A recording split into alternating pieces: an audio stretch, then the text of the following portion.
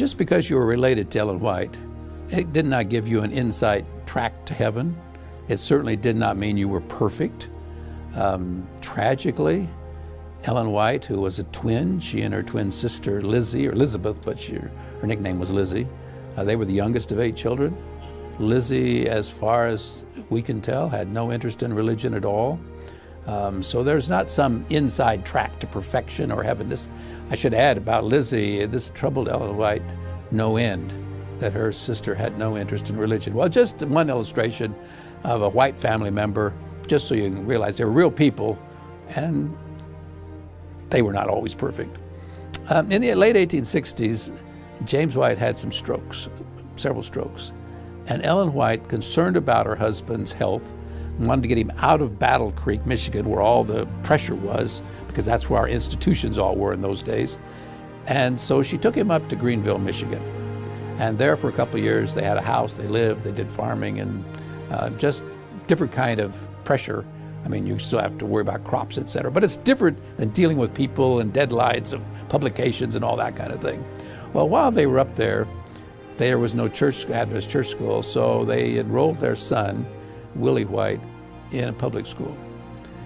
And for whatever reason, he did not like his teacher. So one night, according to his son, who told me this story, Elder Arthur White, many years later told this story on his father.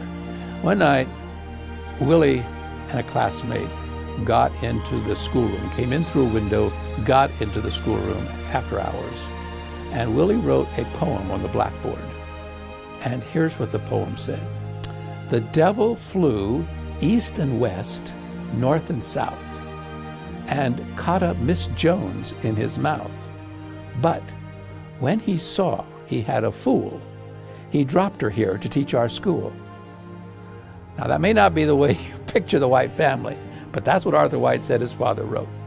Well, after writing this poem on the blackboard, the 2 kids get out of the school. The next morning when this teacher arrives, she is a bit better teacher than Willie gave her credit for, because she recognized his handwriting. So she knew who wrote it because she could recognize his handwriting.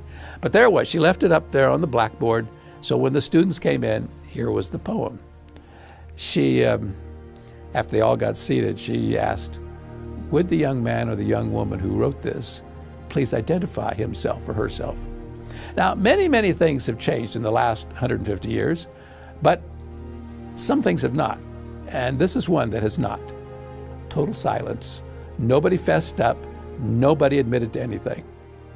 So, since she recognized the handwriting, she went over to Willie's desk and she said, Willie White, I recognize your handwriting. I know you wrote this. I want you to take it back. In other words, I want you to apologize for what you've said about me. Well, here's what Arthur White told me his father's response was.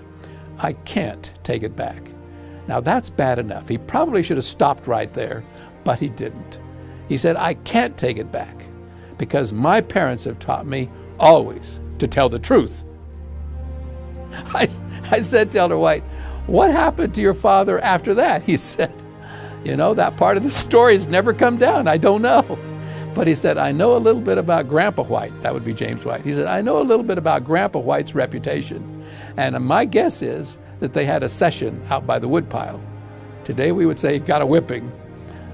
It's just another reminder. They were all real people. And Willie was no exception. James and Ellen were no exception. They obviously, even though the story may not have included this part, they obviously also had a session with a teacher to talk about their young son. So yeah, they were real people.